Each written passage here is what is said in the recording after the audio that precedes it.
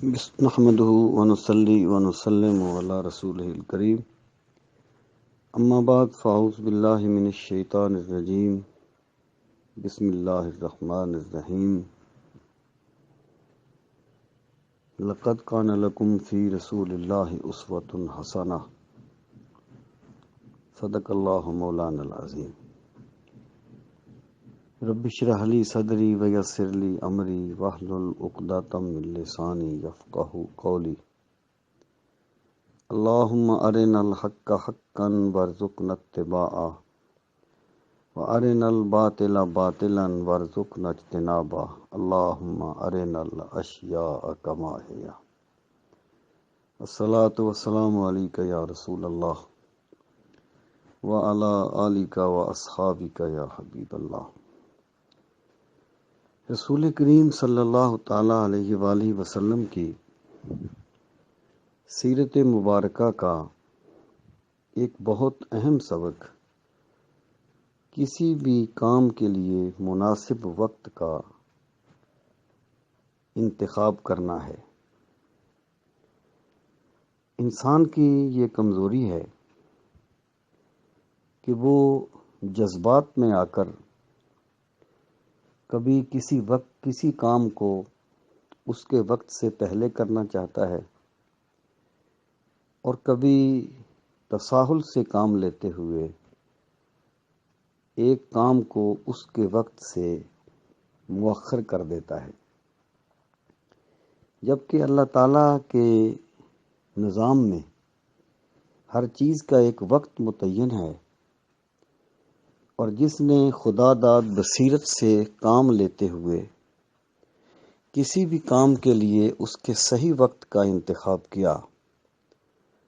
وہ انسان کامیاب اور کامران قرار پاتا ہے۔ انسان عجلت باز واقع ہوا ہے،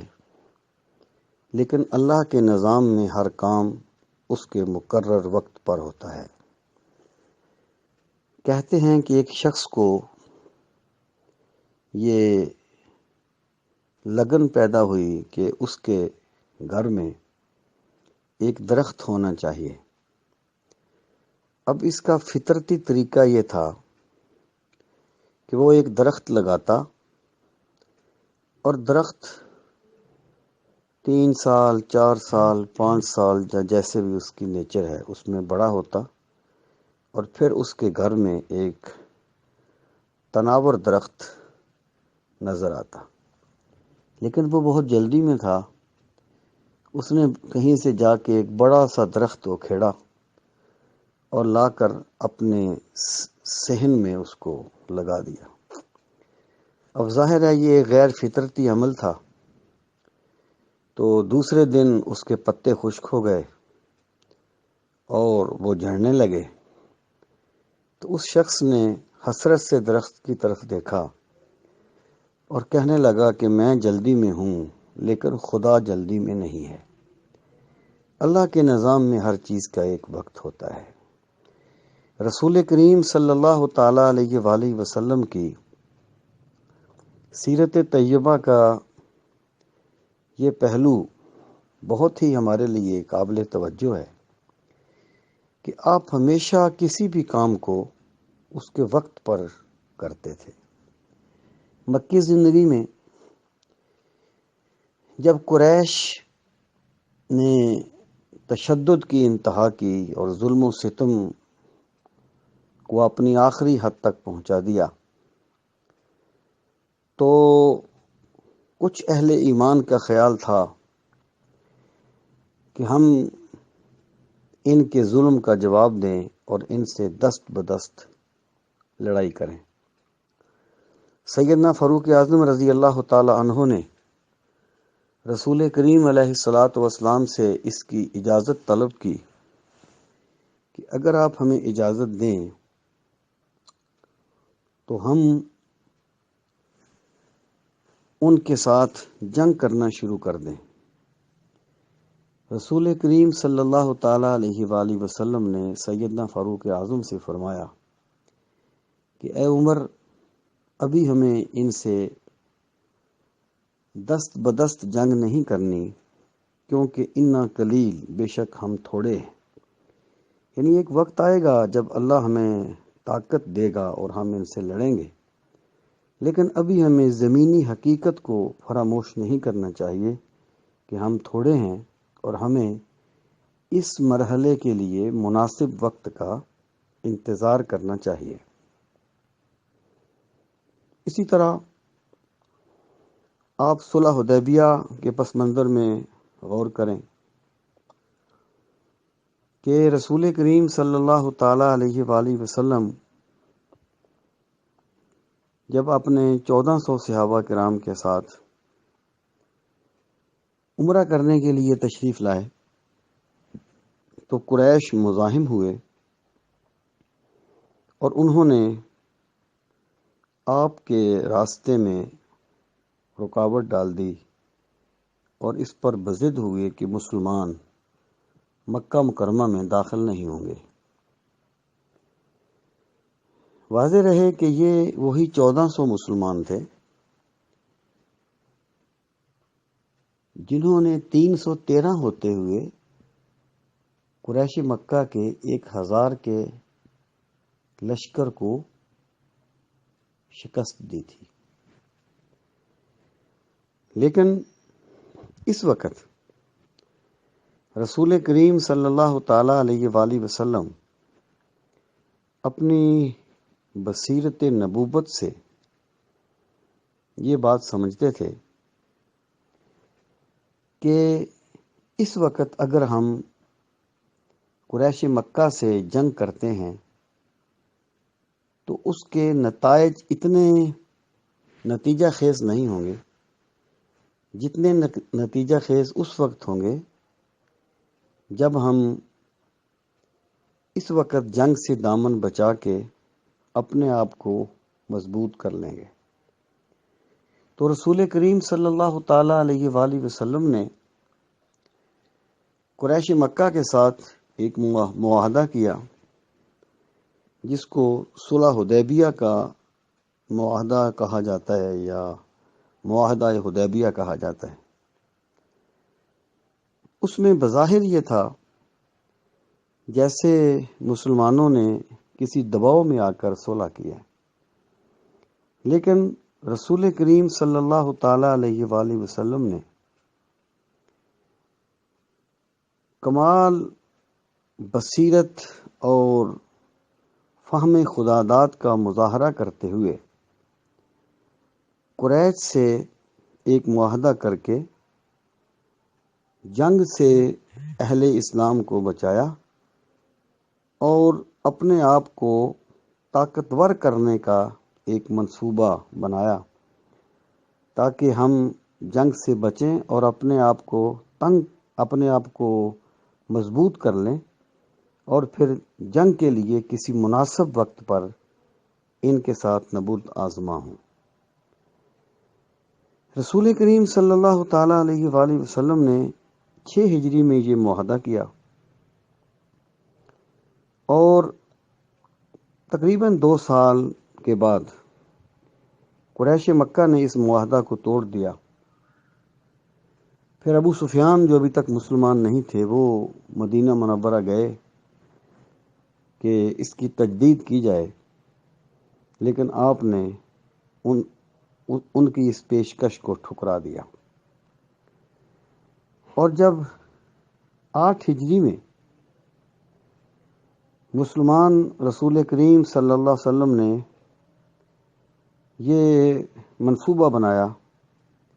کہ مکہ مکرمہ کو مشرکین کے تسلط سے آزاد کیا جائے، تو آپ 10,000 صحابہ کا لشکر لے کر مکہ مکرمہ کی طرف عازم سفر ہوئے۔ تو وہی قریش مکہ جو 2 سال پہلے 6 ہجری میں مسلمانوں کو مکہ مکرمہ میں داخل نہیں ہونے دیتے تھے، ان میں اتنی طاقت نہیں تھی کہ وہ مسلمانوں کا مقابلہ کرنے کے لیے میدان میں بھی آ سکیں۔ انہوں نے بغیر کسی مزاحمت کے اور بغیر کسی لڑائی کے جو شہر تھا وہ مسلمانوں کے حوالے کر دیا۔ دراصل یہ نتیجہ تھا اس چیز کا کہ رسول کریم صلی اللہ تعالی علیہ وآلہ وسلم نے قریش مکہ سے نبرد آزمائی کرنے کے لیے مناسب وقت کا انتظار کیا، اور آپ نے 6 ہجری میں جنگ نہیں کی تو 8 ہجری میں قریش مکہ میں جنگ کرنے کی طاقت ہی نہیں تھی۔ اگر کوئی بندہ جذبات میں آ کر، واصف علی واصف نے کہا تھا غصہ اعتماد میں کمی کا نام ہے، اگر کوئی بندہ جذبات میں آ کر کوئی ایسا عمل کر دیتا ہے جس کے نتائج اس کے لیے اچھے نہیں نکلتے تو یہ اس نے دانش مندی کا مظاہرہ نہیں کیا، اور دراصل یہ رسول کریم علیہ الصلاۃ والسلام کی سیرت طیبہ سے انحراف کا ایک نتیجہ ہے۔ اسی طرح